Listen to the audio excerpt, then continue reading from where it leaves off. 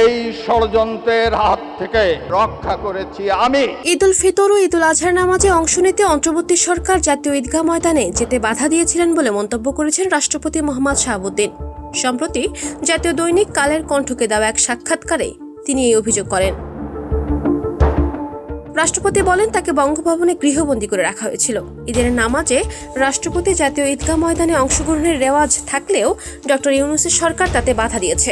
নিরাপত্তা বিভাগের মাধ্যমে তাকে সাফ জানিয়ে দেওয়া হয় ঈদের নামাজে অংশ নিতে জাতীয় ঈদগাহে না যাওয়ার জন্য। মোহাম্মদ শাহাবুদ্দিন আরও বলেন, বিজয় দিবস ও স্বাধীনতা দিবসে মূল রাষ্ট্রীয় অনুষ্ঠান বঙ্গভবনেই হয়ে থাকে।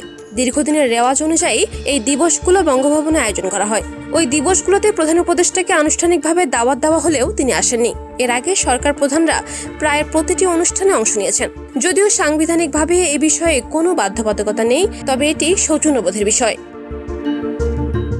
প্রায় 1.5 বছরের বিরতির পর বাংলাদেশ পরিচালনার দায়িত্বে এখন নির্বাচিত সরকার। ত্রয়োদশ জাতীয় সংসদ নির্বাচনে নিরঙ্কুশ জয়লাভের মাধ্যমে চলতি মাসে সরকার গঠন করে বিএনপি। আর এর মধ্য দিয়ে এই বিদায় ঘটে ডক্টর মোহাম্মদ ইউনূস নেতৃত্বাধীন অন্তর্বর্তী সরকারের। এই 1.5 বছরের সাংবিধানিক ক্ষমতা থাকা সত্ত্বেও অনেকটা আড়ালে ও নিপীড়িত ছিলেন রাষ্ট্রপতি মোহাম্মদ শাহাবুদ্দিন, এমনটি অভিযোগ রাষ্ট্রপতির।